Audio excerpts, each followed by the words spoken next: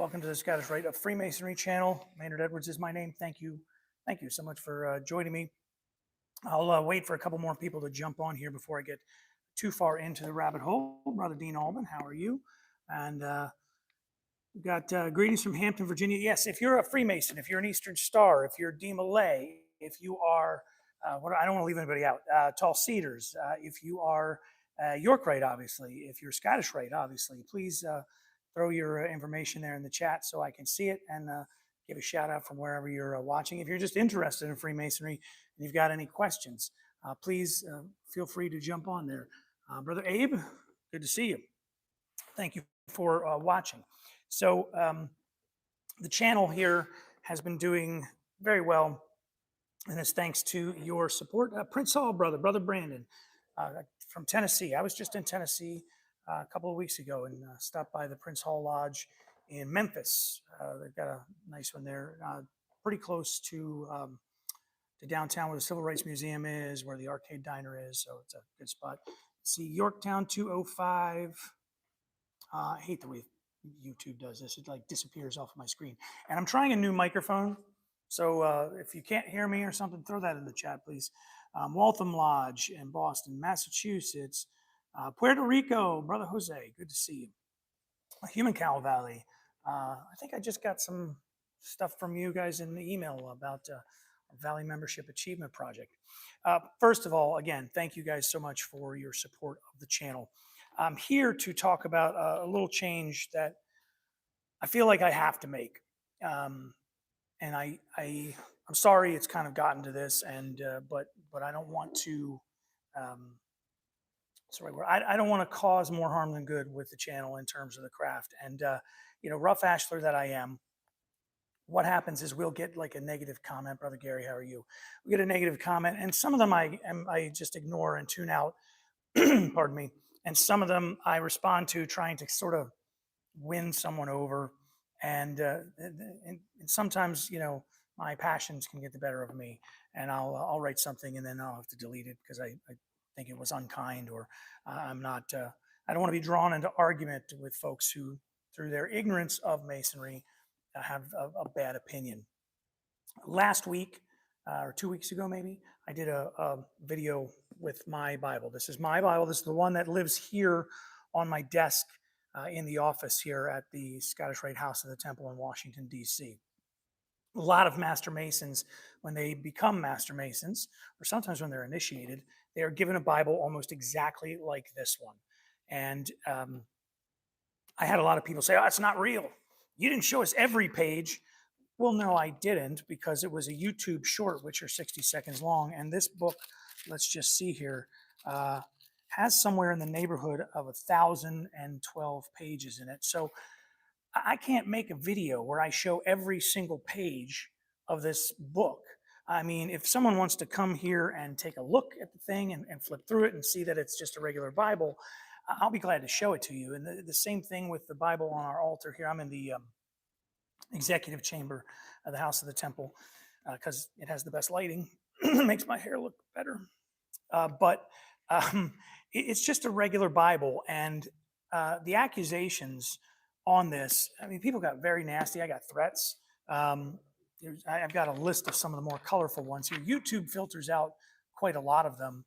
I try not to out and out censor anybody, but if you're going to use bad language or you're going to say something that's just really ugly, YouTube does it for you, and then I get to review it.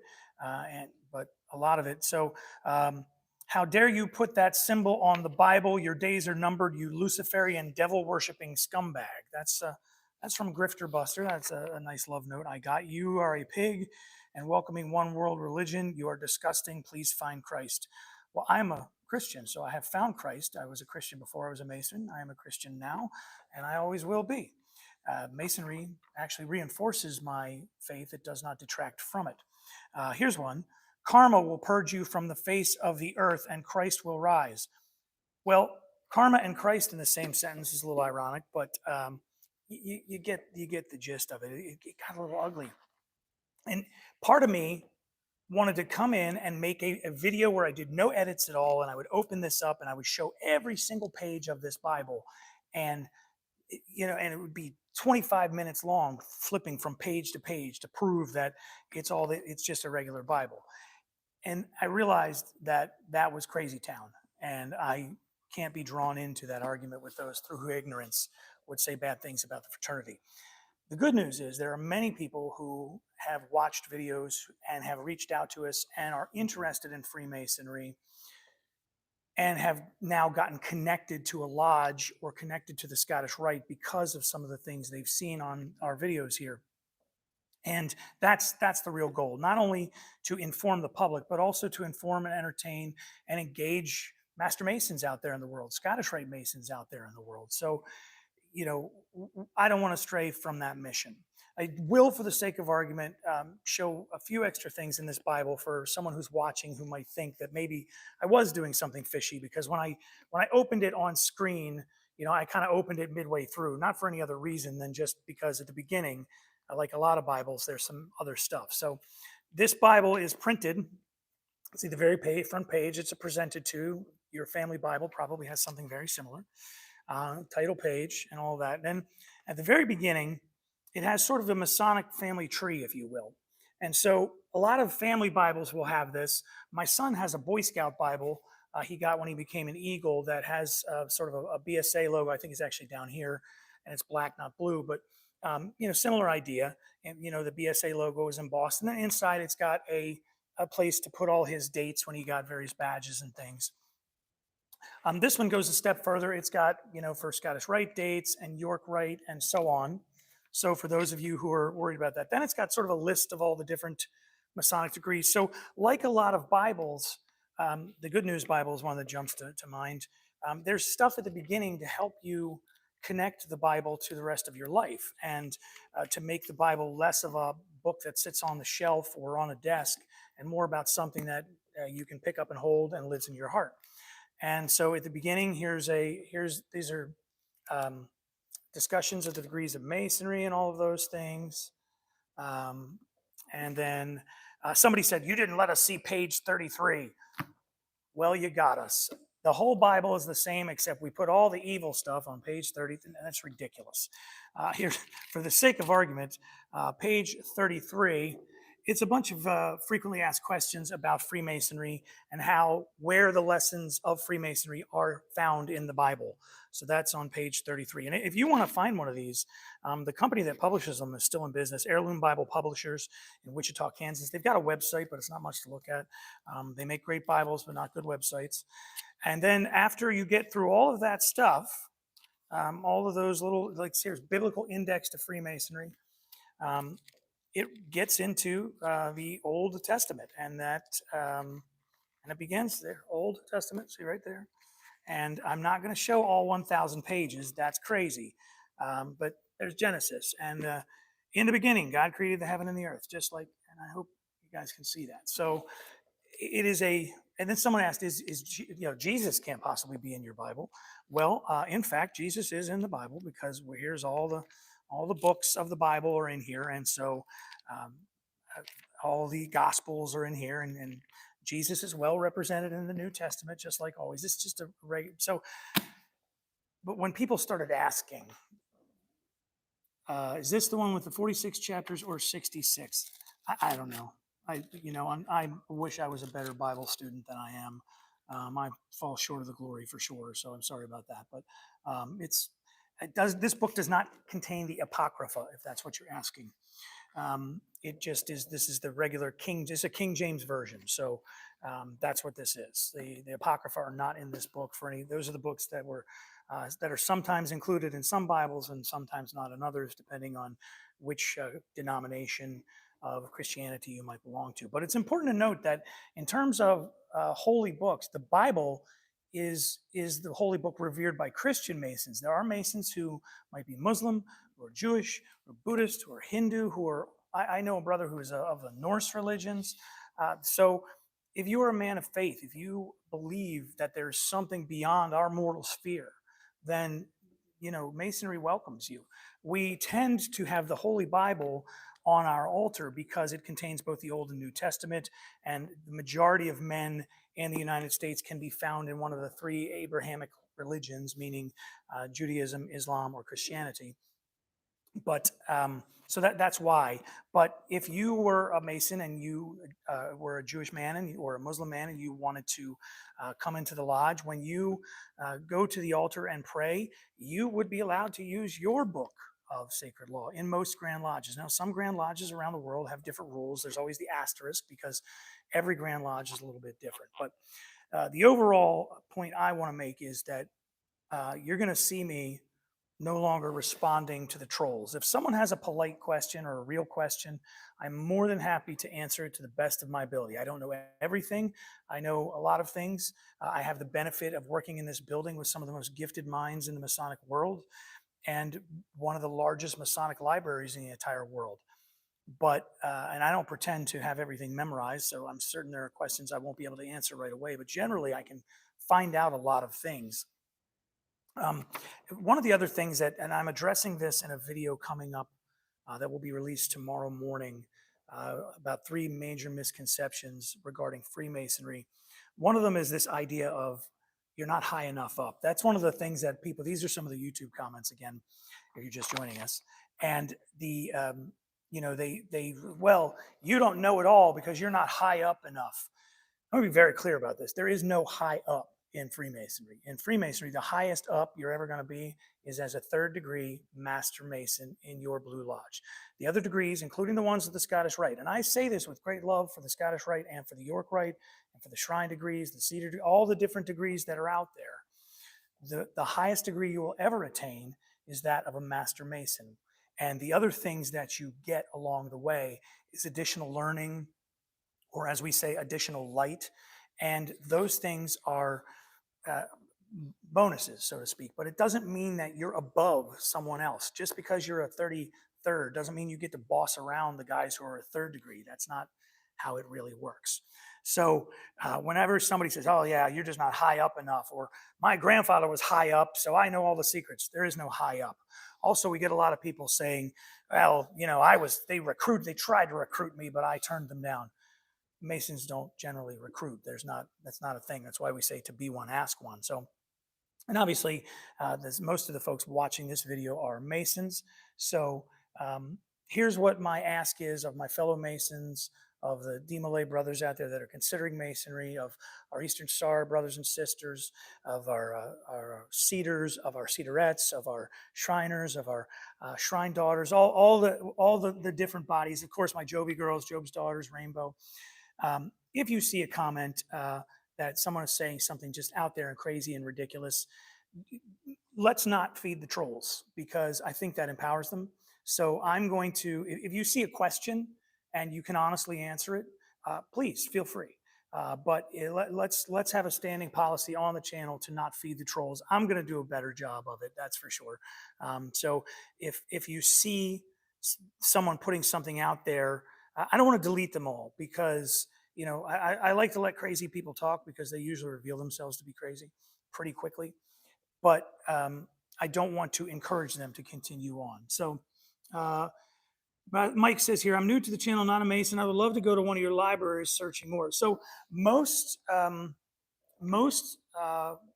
will have a Grand Lodge. Not towns, most states will have a Grand Lodge. All states have a Grand Lodge. And usually there's a library somewhere around, so depending on where you live. The library here inside the House of the Temple, interestingly enough, was the first library open to the public in Washington, D.C. Prior to that, all the libraries in the Washington, D.C. area were only available in private collections or the Library of Congress, which is by definition for Congress. But since the very beginning, even before the building was here at 1733 16th Street, when it was over off of G Street, and back in the 1890s or 1880s, I guess, the library was open to the public. And to this day, if you want to come here and study or use some of our books, or just have a cool place to hang out and have some quiet time, the House of the Temple Library is open to the public during our normal working hours, which is Monday through Thursday, 9 to 4. So you just come in, you tell the guard, hey, I just like to use the library. You're welcome to come in and check out some of the books. We're not a lending library. You can't, the books don't go out of here, but you can certainly do research here. So regularizes records. Let's see here. I gotta really hate the way YouTube does this, making me to fight to get the comments. There they are. Uh, so,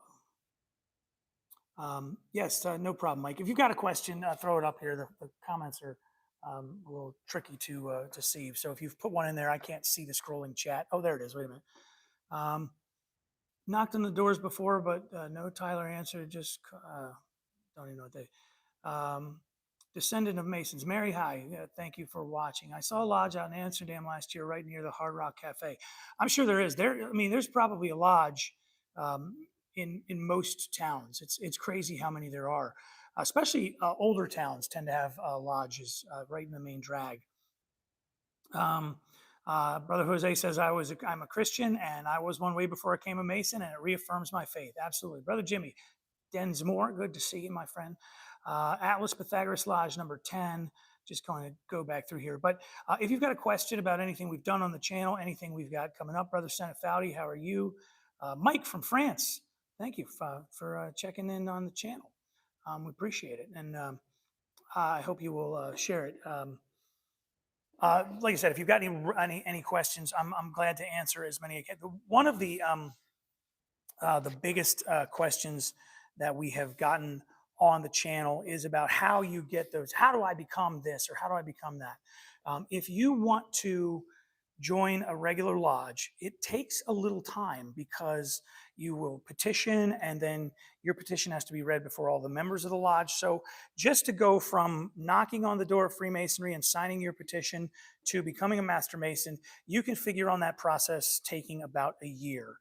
Once you're a Master Mason, depending on the state where you live, you can join some of the other Masonic organizations, Scottish Rite, the Shrine, the Cedars, what have you. You can join those, Eastern Star, depending on how long you have to wait according to your Grand Lodge. In some states, it's immediately. In some states, it's you have to wait a certain period of time and things like that. So that is one of the big ones. For people who are talking about how do you get those extra, how do you become a 33rd and all that, that is an honorary degree. After many years of working in the quarries of Freemasonry, as we say, you might be honored. You will be elected to receive that degree by the brethren. They will honor you in that way, and you will maybe one day, if you work really hard, be given a third, but it's not something that's an automatic. A 32nd degree is almost an automatic. You will go to the reunion, you will watch the degrees, and by the time it's all said and done, you will be a 32nd degree Scottish Rite Mason. That is the, why is this, oh, there it is. Okay, the YouTube interface on my iPad is really squirrely. Matthew says, how about 7 years? Matthew, I don't understand your question, sir, but I would be glad to answer it if I understood it. Is there a bookstore at the House of the Temple open during regular business hours? No, not currently. There was before COVID, but after COVID, a lot of things have changed. We do have a new online bookstore. If you go to scottishrite.org, right on the front page, there's those big scrolling pictures. If it's not the first one, it's probably the second or third one, so check it out. Please do that. And they evidently have about a 72-hour turnaround time. It's brand new. In fact, it just launched in the last week. So please do check that out. Thank you for the reminder. David says, I can't say how much I enjoy your videos. Brother David, thank you so very much. Has it been 7 years since you heard? Oh, brother Matthew said it's been 7 years. Listen, this Masons, it's all volunteer army. Okay. So when you put in your petition, I had somebody say, well, I call that lodge and nobody ever answers. Well, that's because there's probably only somebody at the lodge while there's a lodge meeting going on. And at that point, they're in meetings and they're not going to answer the phone. So my advice to you is to call the lodge if you want. If they have an answering machine, leave a message. But if they do not, then look for an email. The best way, I will always tell people, if you want to go connect with the lodge in your town, is to figure out what night of the week they meet, and they usually will have that posted on the building. They'll say, second Tuesday, third Monday, second and fourth Wednesday, something like that. If they meet at 7, go there at about 6:30 and introduce yourself. Now, don't be all weird and creepy about it. Just say, hi, I'm Billy and I'm interested in Masonry. And those guys will be really happy to chat with you about it. They won't invite you into the meeting generally because the meetings are for Masons only, but that is the way to connect with the lodge, the easiest way I know of to connect with a lodge. Be forewarned, however, most lodges, or a lot of lodges, I don't want to say most, A lot of lodges are what we call dark during the summer months. So July and August, sometimes it's June, July, and August. But so summertime, your mileage may vary. But my strongest recommendation for how to connect with a lodge in your area, maybe you drive by one on the way to work, maybe when you go for your evening walk with the kids or whatever, you walk past a lodge, figure out what night they meet, and go there about a half hour before their meeting time and introduce yourself. That is the best way. Um, uh, so lodges need to do. Jimmy says lodges need to do better about a social media presence. Yes and no. So here's the thing, brother Jimmy, and I'm really loath to be critical of the workload that lodges have. I mean, there's so many things out there. I mean, which social media platform is it? Facebook? Facebook's now only for older people. Do we do YouTube? YouTube videos, you have to edit them. Twitter? Who reads Twitter besides Elon Musk? I mean, you have to go down that rabbit hole. And sometimes, when you've had a regular job and you've worked all day and then you've gotten home and you've stuffed dinner in your face and then you take the kids to softball practice or soccer or whatever, or you spend 5 times talking to your lady or your you know the last thing you have time for is to worry about social media for the lodge. So I'm really hesitant to be critical.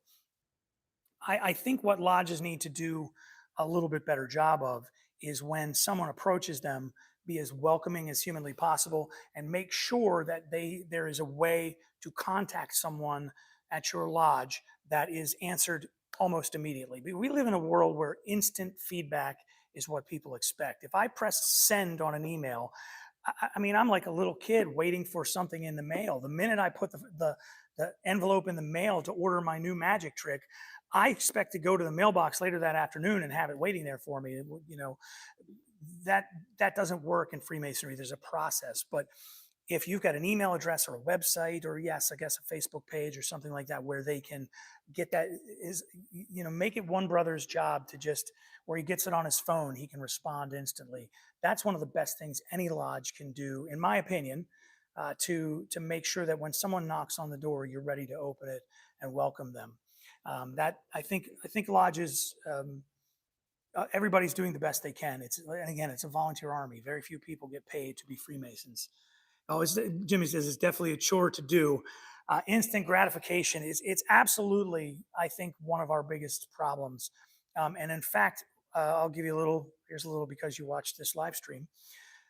One of the things we're going to work on is a little video that when someone sends an email to us that says, hey, I want to join, and we connect them with a lodge or connect them with a Scottish Rite, they'll get a short video back that says what's happening behind the scenes, and that we're going to give it to them instantly. It'll be an automatic thing, so that way, when somebody sends us their information, they understand exactly what's going on in the background, and they will have a better idea of what to expect, how long to wait, and what they should do if someone does not follow up with them. Is Freemasons open to everyone, regardless of their sexual orientation? Yes. Every Grand Lodge has its own different rules about different things, so I won't speak for every Grand Lodge, but regardless of where you are in that, generally you will be able to find a Masonic Lodge. Again, your mileage may vary. Everybody's a little bit different. So, be patient. And, each jurisdiction has its one. I'm not sure what that says. Brandon says, oh, each generation has its own rules. Yeah. Every jurisdiction has its own rules. But generally speaking, if you're a little patient and you're open to a little bit of traveling and things and you're interested in Freemasonry, you can find a lodge for you. So, are there other, let's see what other questions I have missed. I think in general, Gonzi, the mage, says, I think in general we could do a better job with communications. We got brothers who like to get involved, but people who won't pick up the phone and reach out. So here's what I know exactly what you're saying. You've got that type A personality that starts banging on the door, and the minute they come into lodge, they're putting on an officer's apron and they want to go do the ritual and they want to get involved, jump in with both feet. And then we've got other good brothers who go and they sit on the sideline and they kind of wait for a little bit of instruction. Both are okay and both are very necessary. I do want to say that I think one of the most important lessons in Freemasonry, aside from the fact that Masonry is a team sport, is that you have to be proactive. You can't show up at the lodge and sit in the corner and wait. You have to say, I want to help with this. I want to cook dinner on Friday. I want to help with the scholarship committee. I want to be involved with this. One of the things that Masonry teaches is that you can't be a spectator in your own life. You can't be a spectator in your own Masonic experience. You have to step forward. Now, as a lodge leader, what you need to recognize, so if you're a worshipful master, if you're a deacon, if you're a warden, if what you need to recognize is that not everybody, not every brother that comes in is able to take that first step and say, hey, I want to do that. So the brothers, the onus on you is to step forward. Leaders, the onus on you is to look for those brothers who, for whatever reason, are unable to step forward. Maybe they're shy. Maybe they don't want to step on anybody's toes. Maybe they're confused. Maybe they just don't understand. Your job is to look for that guy in your lodge and give him some direction and say, hey, brother, we need help with the scholarship committee. Do you have any experience with anything like that? Hey, can you cook? We need somebody to flip burgers at the cookout this weekend. That is what you need to do as a lodge leader. And past masters, this is a great thing to assign to past masters. Say, there's a past master in your lodge. You know, if a new guy comes in and he's sitting on the sidelines and looks a little lost and is not involved in anything, you need to go to that guy. Hey, what is it? What brought you here? What is it that interests you about this? Why did you come in this door and join this fraternity? And figure out what it and connect him to the fraternity in a way that makes sense to him. So if he is a chef, but here's the thing.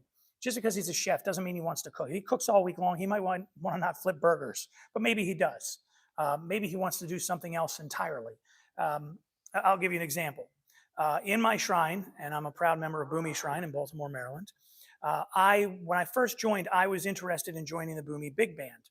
And I'm a rock and roll singer and guitar player by trade. That is what I do.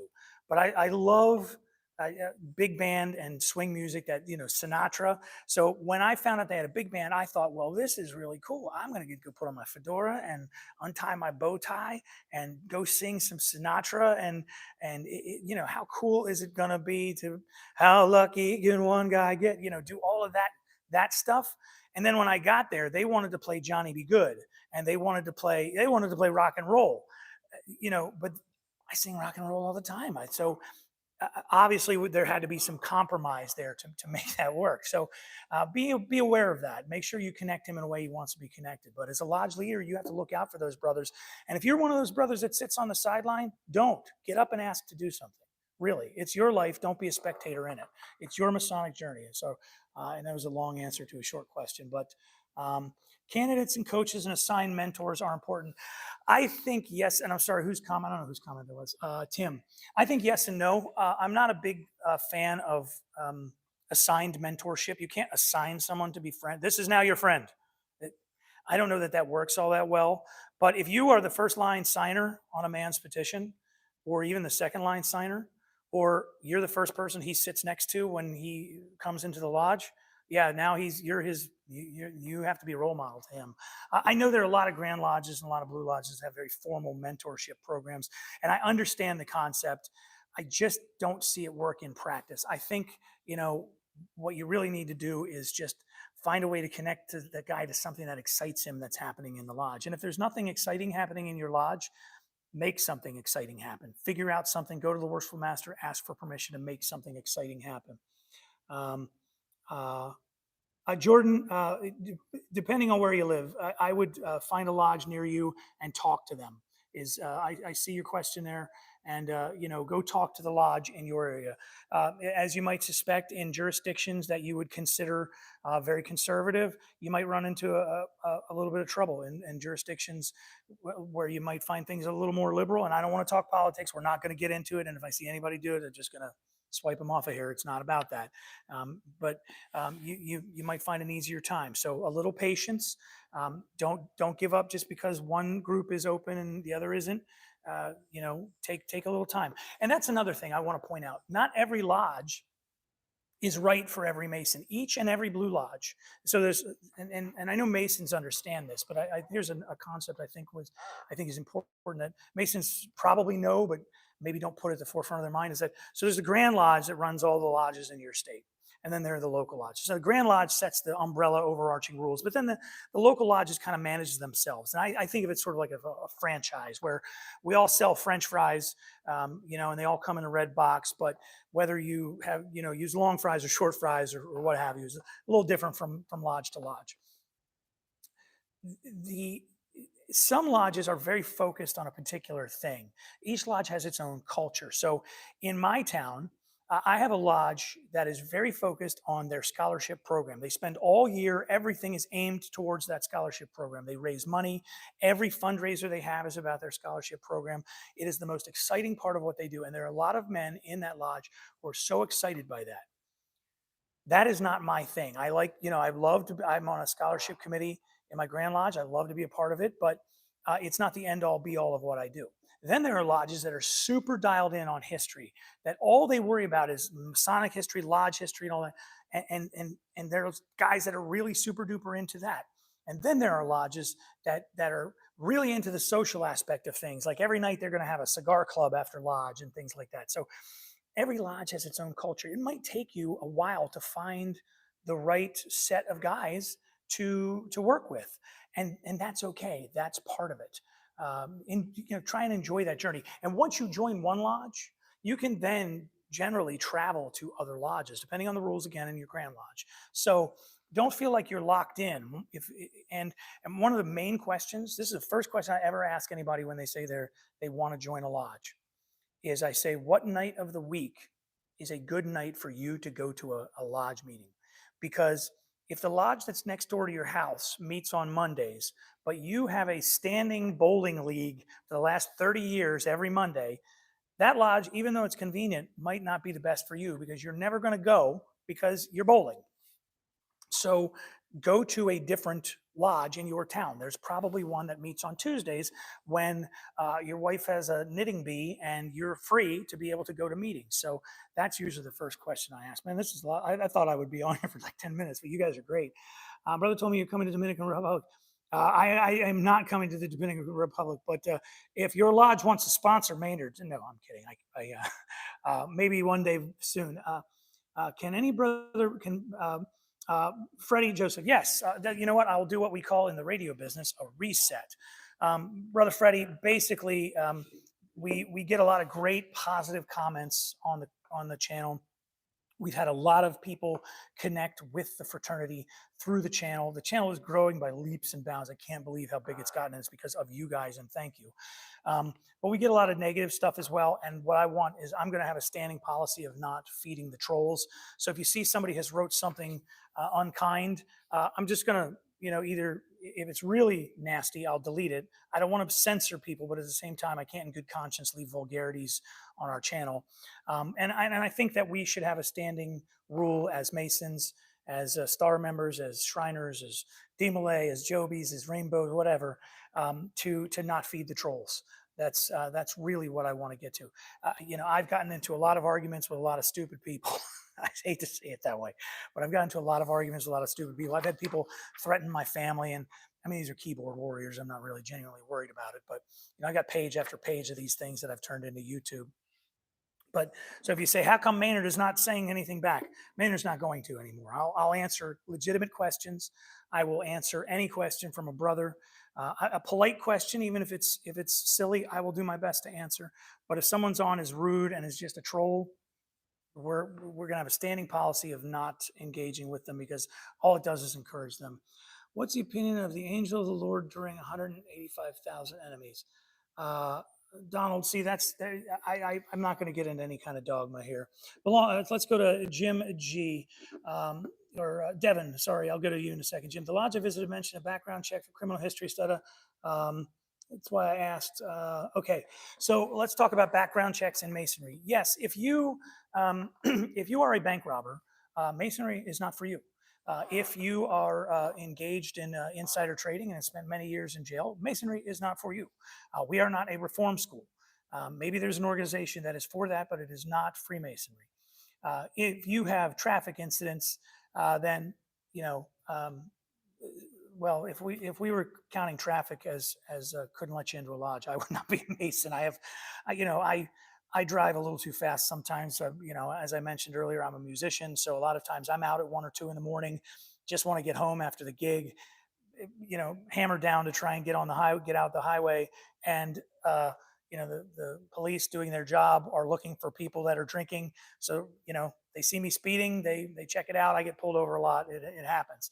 So if traffic issues were, now there's minor traffic issues, speeding and things like that. If you've got 20 DUIs in the last 5 years, Masonry is probably not for you. If you had one 25 years ago, your mileage might vary, but disclose that at the beginning of your process. So, my suggestion would be is if you've got something in your past, maybe that happened last year, maybe give it a couple of years, get it expunged, whatever you need to do. If you got something that happened, if you're 50 and you had some dumb thing happen, maybe you got busted for weed when you were 19 and you're 50 now, own up to that and be done with it. And that's that. So, but my advice there is just go ahead and contact the lodge, contact the lodge in your area. Um, let's see. There's another question I didn't want to. Cody says you have great content. Thank you so much. I got a new video coming out tomorrow. Jim says, I belong to a country lodge. We meet on one Saturday evening a month. We participate in community events and have attracted many new members. Yeah, I mean, do things. There was a time not all that long ago in the country when Masonic lodges were in the middle of town. If you go to some older towns, those little ones, like the little kitschy ones. The one that jumps to my mind is like Gettysburg, and then there's Havre de Grace, Maryland, where some of my best friends live. Those little towns, the lodges that are there, they were there because they were pillars of the community. They did things. So wherever your lodge is, whether it's still in the center of town or whether it has moved out onto the outskirts a little bit, figure out how to be involved in your community. Go to the Chamber of Commerce, go to your town, go to your elementary school, go wherever and ask what you can do to be a part of the community. What can you do to help?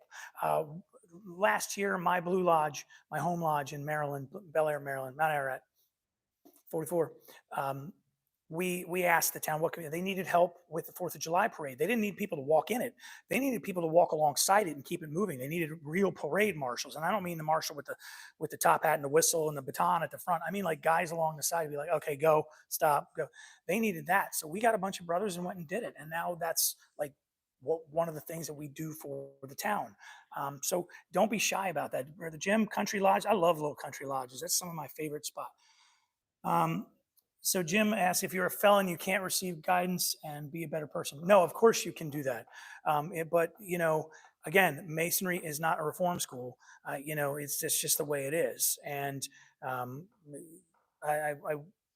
don't know what direction to tell you to go in, but I would say, stay on the straight and narrow, do your best to have your record expunged, and then approach it later on is maybe something that you could do. And again, as always, your mileage may vary. Check the jurisdiction in your lodge. Jordan says, how do I find a lodge near me? Yeah, Google search is not a bad idea. If you are in a particular state, you can call the Grand Lodge. Now, Grand Lodges, so if you try and call a regular lodge in your town, you might not get anybody because a lot of times there's not anybody there all the time. But if you call the Grand Lodge, most of those are staffed during business hours, Monday through Friday, 9 to 5 kind of a thing. Give them a call one day and tell them where you live and ask them where the best lodge to go is. And they will probably give you a contact number of some kind. So I would say do that. If you're interested, you can sing Hootsie. There's a prime example of what I'm talking about as one of the folks we're not going to respond to. Freddie says the idea of not feeding the trolls reminds me of our EA degree. Neither suffer the zeal for institution. Yeah, I was saying the exact same thing. And those are the words that were reminded to me of my dear friend and brother, Jim Davidson. God rest his soul. He was the first lodge secretary I ever knew. He's a dear friend and mentor. And I was on the radio at the time, and some guy called in, and I was arguing with this guy. And Jim called me later, and he just repeated that little line of our ritual. Said, "Never allow your zeal for the Masonry," and I will never forget it. And I try to remember it, but I'm a reform talk show host. It is in my nature sometimes to be argumentative. Financial, nobody cares about your someone asked about a financial background check. They don't do a credit check, and lodge dues are typically not super expensive. Usually it's going to be a couple of $100 to petition, and then maybe a couple of $100 a year. But again, it's different in every lodge and in every state. So check it out. But I don't know of any Grand Lodges that are currently doing any kind of credit checks, and I can't imagine that they would. Um, let's see here. You have divine wisdom. How do I fit in? I don't know exactly what you mean by that. That sounds a little woo-woo to me, and I don't want to be insulting to you. What I would suggest is find the lodge in your area, connect with them, and if the brothers there think you're a good fit, maybe you can become a Mason. With a wave of cannabis legalization sweeping through the world, does Masonry have an official stance? But okay, I'm going to answer that question this way. Masonry doesn't have an official stance on pretty much anything because Masonry is not really a thing. Masonry is not Hydra from the Marvel comics. Masonry is not all of us, like in the morning we wake up and we check our phone and we go to our Masonry app and it says, okay, the big Mason says today we all have to wear red shirts. That is not what happens. That is not a thing. So Masonry has no official stance on anything. Individual Grand Lodges may have individual stances on that issue. I am certain they will have to address it in some form or fashion in the next couple of years. My guess would be that in the states where it is no longer illegal, that it will not be an issue. But the problem will be is how do we handle men who have criminal convictions for things years ago that were illegal but are now legal. I think that is where we're going to run into a little bit of an issue, but I would not speak for any Grand Lodge in that regard. As always, check with your Grand Lodge. It is a question that the fraternity is facing. So I would imagine that if you're in a state where it's legal, the Grand Lodge will be addressing it. If you're in a state where it's illegal, well, then it's illegal and that's the end of it. But if, you know, I think as that changes, Grand Lodges are going to have to make policies, but there is no blanket policy of anything in Masonry. As soon as you say, this is true of all Masons, this is true of all Masonry, you'll find out there's some Grand Lodge who does it the exact opposite way. So there's no way to do that. Uh, public pardoning of criminal records would be expounded. Yeah, I'm not sure, Chris. I know what you're saying. Like, will there be a bunch of public pardons all at once? It's possible. I don't know how individual states are going to handle that. So let's see here. Let's see. Um, Need more context on the weed question. Mo, I think what he's saying is, you know, if I think the big issue is going to be people who have criminal issues in their past. How do those get handled, since the things that they were maybe arrested or convicted for, what have you, were are now legal. And I don't want to go. That's all I'm going to say about the weed thing. I don't want to go down that rabbit hole. I'm not a weed person. If you are, you know, go with God. None of my business. If you're not, good for you. I mean, I am not judging anyone. It's just not my thing, and I don't want to get down that rabbit hole. Grand Lodges, I don't know of any Grand Lodge that has ruled on it in particular. But what I will say is that there's no all of Masonry has said this one thing. I haven't paid dues for 2 years in Minnesota. Lodges won't let you in a meeting. All dues are totally paid. No income in 36 degrees. So, Brother Gordon, I'm sorry that you're having that experience. And I'm sorry that you're in that financial situation. My suggestion would be to contact your Grand Lodge and let them know of the situation, or you can contact us, podcast@scottishrite.org. And podcast@scottishrite.org is my email. You can get me there, and I'll do what I can to. I saw someone, maybe it was Gordon there, said lodges aren't open much anymore. Lodges are, there's some lodges, especially in smaller towns in rural areas, that are still struggling to get back on their feet post-COVID. I know we're really 2 years removed, but there's some places that just stayed closed, and people fell out of the habit of going to lodge. Don't get discouraged. Keep trying. Somebody said, you worried one day this will all go away? No, I think that no matter what, there will always be men who practice these rituals, who follow this system of values, and who revere the allegories that we use to teach lessons. I think there will always be someone who do that. I think that it will ebb and flow. I think there's a natural grow and contract. For many years, Masonry was contracting, and it was just due to the natural life and death cycle of the population. The baby boomers, bless their hearts, they started to die off, and it was there were a lot of them, and now it's. But that's not just Masonry. That's even in business. Like. Disney World's worried moving forward. There's not going to be enough people that want to go to Disney World because the population is shrinking. So, uh, see here. So if you've got it, I'm only going to do another. I went on way longer than I had planned to. Um, uh, Brandon, thank you for answering Daryl's question there. Is there an application fee?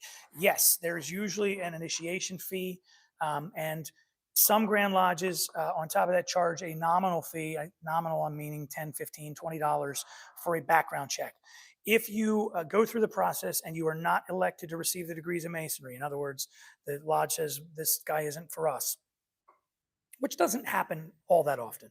But if a lodge says that, or if that happens, you will get your money back, except for that $20 or $15 for the background check. That is spent separately. So, and I know I wouldn't even give you a number, but there are a handful of Grand Lodges that are doing that background check. 70, 80-year-olds won't be around too much longer. Wonder how it will affect the craft. I think the craft, when we lose those pillars of the fraternity, we will be.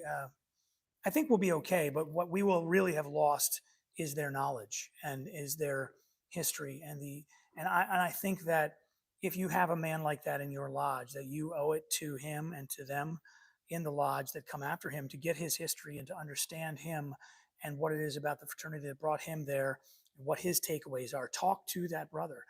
That is the greatest gift that he has to offer is himself. So I would say if you've got that guy, and man, my lodge had so many of them. And some of the guys who taught me the most are sadly no longer with us.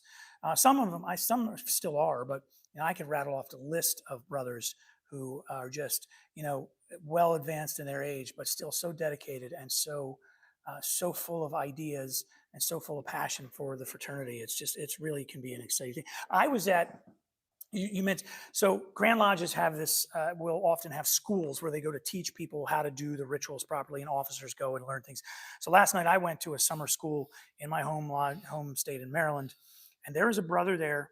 He's 98 years old, has been going to these schools, hasn't missed one of these schools in 48 years. You talk about a guy who's got something to tell you about the lessons of Masonry. Brother Ted is a man. We are all standing on that guy's shoulders. I mean, that when you have those brothers of advanced age, if they're still with you, do yourself a favor and find out what they have to say. Who is the most important Mason today, and is that a secret? Okay,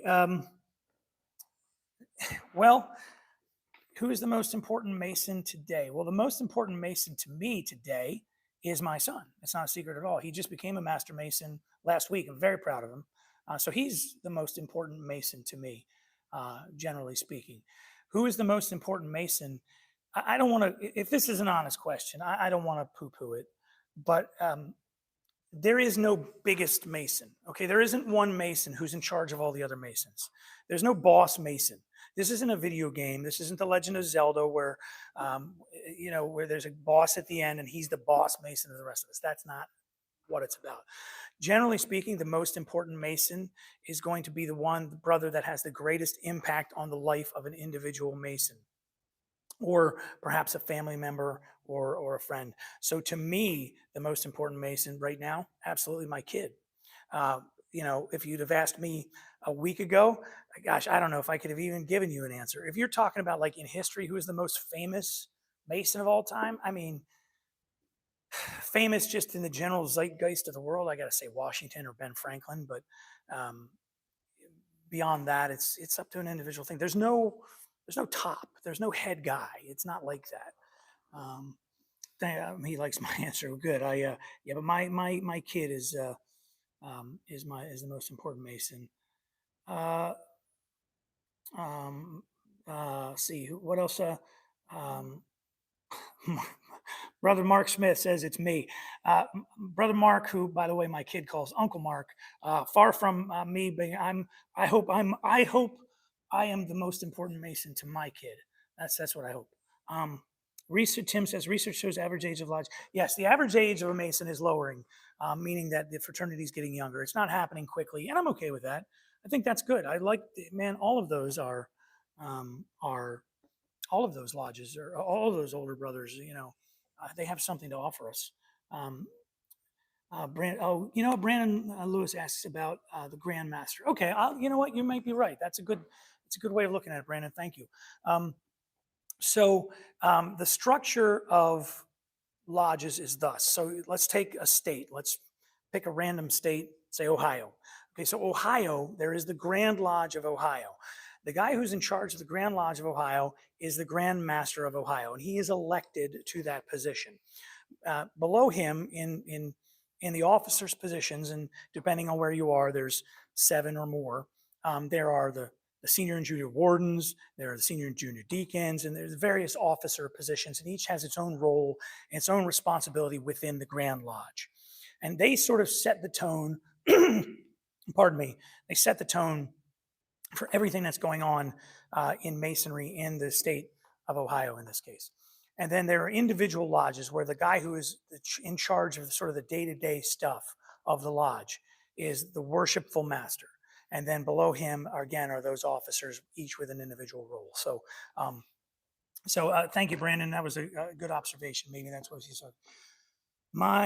James Armstrong says, my grandmother was a lifelong patron of the Eastern Star in Jacksonville, Florida. Great grandfather, Master Mason, built the Alma Lodge. Hey, that's awesome to have that kind of family history. I think if those lodges are still around, you should still connect. Floyd Thompson asks, how can I become a Mason? The best thing to do is go find a Mason that you know. If you know a Mason, ask him if you can become a Mason. If you don't know any Masons, find the lodge nearest you, find out when they meet, and go there and get there about a half hour before they meet and introduce yourself. That's the best way to get started. How many Masons study numerology? We get this question from time to time. I'm not a numerologist. How many? I couldn't tell you how many. Do some Masons study numerology? Sure. But some Masons also study rocket science. It's really up to the individual Mason. Masonry, there are elements of Scottish Rite Masonry that touch on numerology, not so much as teaching or an instruction or as in you must accept this as the truth, but it kind of lays it out there for you to take a look at and gives you sort of a, if you want to go further with this, here is how you do it kind of a thing. I guess that's the best way to put it. The one degree that jumps out at me that touches on numerology would be the 27th degree. But how many individual Masons study numerology? Good grief, who knows? It works and is kind of divine. I'll take your word for it. But many Masons study. I study magic, but not magic with a K. Magic with a C, as in I do card tricks. There are some Masons who study model railroading. It's an individual interest thing. Again, let's remember that there's no Masonry. It's all one thing. It's not. It's very indistinct. The Scottish Rite degrees follow the same pattern of Blue Lodge in the sense that one participates in the ritual, similar to York Rite degrees, or does one can it watch? Okay, I know what you're asking. So the Scottish Rite degrees generally take the form of, and this is not in all cases, some valleys do it differently, where you are an audience member and you watch a play, essentially. And maybe one member of the class that is getting the degrees will be brought in to participate and everybody else watches. So that's in most Scottish Rite valleys. There are some that do the degrees in a lodge room and will do them on a more individual basis, but each valley does it a little bit differently from the others.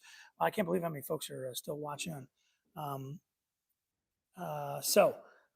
Some shrines have Kabbalah classes. I don't know any of that do, but I'll take your word for it. All right, we're gonna do a 2-minute warning here. So if you've got any last questions, throw them up there. So just to recap and in review, thank you for the success of our channel. I certainly appreciate all of you watching.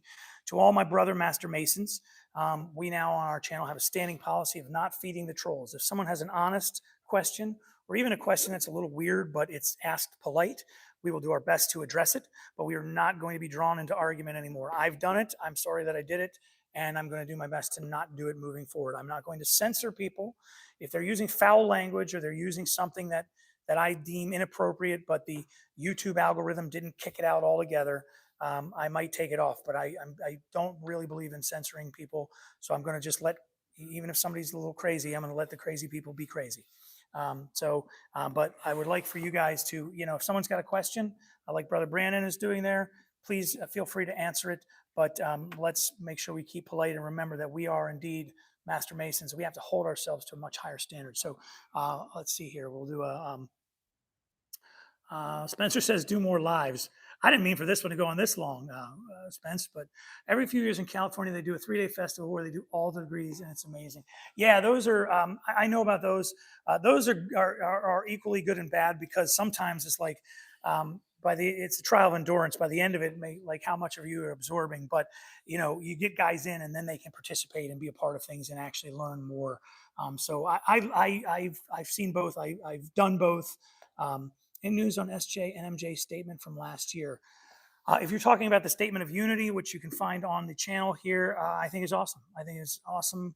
The SJ and NMJ, I think it's great. I think the fact that there's no question that we're all brothers, and there's none of this, none of this territorial arguments about North South or Prince Hall or not Prince Hall. It's just we're brothers. We're brother Masons. Period. And there's those little denominational things, they don't matter all that much. Let's see. Do I have to come to America to advance in the Scottish Rite? I don't know the answer to that. I don't know what's available in the Dominican Republic, but if you send me an email, I'll try and help you find out. podcast@scottishrite.org. Behold how good and pleasant it is when the brethren dwell together. Indeed, officially. Pasadena is doing all the degrees over the entire year, just not in 3 days. Bill Rook, he's the secretary there out in Pasadena, Valley of Scottish Rite. They're doing all the degrees. They're spreading it all out. Sometimes you cram them all into a long weekend, and sometimes you do it each month. I kind of like spreading it out a little bit, but whatever gets you in the door is fine with me. Can I talk about French and German lodge styles? Remember at the beginning how I said I don't know everything? This is one of those things I don't know a whole lot about. My father and 2 uncles were Masons. My family's always participated. Great men served in our military. Well, thank them for their service, and tell our brothers we said hello. You do not need to be related to a Mason to become a Mason. That's a fallacy. A lot of people think it is not the truth. See, let's see. If any more questions here, please avoid World War III. It's really low on my list of things to do. I don't know how else to answer that comment. What is your honest opinion of the Memphis Mizraim degrees? I don't know. I have not received those degrees, so my opinion is I don't know. Any proficiency tests between each of the Scottish Rite degrees? There are no proficiency tests between the Scottish Rite degrees. However, there is the Master Craftsman Online College, which is open to any Master Mason. So if you're in an area, if you're a Master Mason and you are not a Scottish Rite Mason, go to mastercraftsmancollege.org and check it out. There's a free course on there. All you have to do is basically prove that you're a Master Mason by showing your dues card. It takes about a day, and then you can get in and check out the Master Craftsman courses. So there's no proficiency courses, but there's some education. Most lodges work with a new applicant's schedule, becoming an entered apprentice. Wow, well, you guys waited till the end to get all your questions. Yeah, most lodges will work with a new man's schedule. I know my lodge will. I don't know any lodge I've ever heard of that's like, no, it's Tuesdays or you're out. That's really generally not a Masonic attitude towards things. See, how do you pick a lodge that is not clandestine? Call the Grand Lodge in your area and ask them. That's a good question. Clandestine lodges, for those who don't know, are lodges who are pretending to be a part of Masonry but are not. And there's a bunch, believe it or not. What I would do is call the Grand Lodge in your area and double check. But usually you can pick up on it. If they start asking you for a bunch of money and not an initiation fee, they're like, hey, it costs you $3,000 to get the degrees, I would raise an eyebrow to that. But call and check with the Grand Lodge in your area. Brother Dayspring says, I like the Q&A. Thanks for organizing this. Yeah, it wasn't really organized. It was like, I'm sick of answering the crazy people, so I needed to preserve my sanity and yours. Let's see. Should I join the Scottish Rite if I have already started my York Rite journey? Perception TV asks, should I join Scottish Rite? Let's substitute any. You should always join the Scottish Rite. But he says, sitting inside the Scottish Rite headquarters, join what you want to join when you want to join it. Whatever is going to connect you to the fraternity, whatever makes you feel good, whatever empowers you as a Mason. I work for the Scottish Rite. There's no two ways about it. I would love for you to join the Scottish Rite, and I would love for you to be a part of what I know to be one of the best experiences in Freemasonry. But there might be something else that connects you to this fraternity in some other part of the organization. Do that. Do whatever makes you feel the best about your Masonic journey. Follow whatever thread is most interesting to you, because ultimately that is going to lead you to explore more. I do believe eventually you'll come to the Scottish Rite. We are the University of Freemasonry, but if you want to get into the shrine to be a clown, if you want to get into the Cedars to do some of their charitable things, if you want to help out with DeMolay, do it. Do whatever it is that makes you feel excited about this fraternity. There's a lot to do. There used to be, oh, you don't join this until after you're a master of the lodge, or you don't do this until after a year. Forget all that. Do what you want to do when you want to do it, and avoid letting somebody talk you into one thing or another. Do what feels best to you. I need to join the Illuminati Brotherhood. Okay, well, see, here's an example, prime example of one of those. I'm torn. Is this a crazy person? Or is this a person who genuinely thinks that the Illuminati is a thing? I'm telling you here now, the Illuminati is not a thing. Let go of that. They were a part of Masonry at the tail end of the 18th century. They came and went in about 10 years, and only because it has a cool name has it persisted all this time. It's nonsense. All right, so let's see here. What else we got? Nairobi. My wife's coming to DC, definitely coming to tour the temple. Please come and tour the temple next month. How far do I have to advance in the secret green bean? Oh, Devin McLean asked the most secret question. What about the green bean recipe? Listen, there's some secrets we just can't discuss on YouTube. All right, I'm going to do a 60-second. An amazing question is, I'm only a few hours away from Scotland. Is it true the Roman Empire chased the Scots out of England and Scotland, and they funneled into Ireland? Chris, this is again one of those questions. I have no idea. I could probably find some research for you, but it doesn't seem to have a whole lot to do with Masonry. So for everyone watching, thank you. If I missed your question, I'm sorry. Feel free to send it to me at podcast@scottishrite.org. Just to recap, we no longer feed the trolls on our channel. I thank you so much. I've got a new video coming out tomorrow. Do check out our Lost Media Archive to help us preserve Masonic history for only $2 a month. And if you are a member of that, you'll get a lot of bonus videos and things. But if you're a Mason, please check out our Master Crescent College, mastercrescentcollege.org. Go there and you can learn a whole lot more about your Masonic experience. If you need to contact a lodge in your area and you're really having trouble, you can send me an email, podcast@scottishrite.org. Do my best to help you. Or please visit beafreemason.org. That is a legit site, and it will connect you with the Grand Lodge and hopefully a local lodge in your area. But we're here to help as well. My brothers who are watching, thank you. We've all got our marching orders from the head Mason. I'm kidding. There's no head Mason for you guys watching. But thank you for your help. Thank you for your support of the channel. God bless. I hope everybody's having a great summer, and we will talk to you again very soon.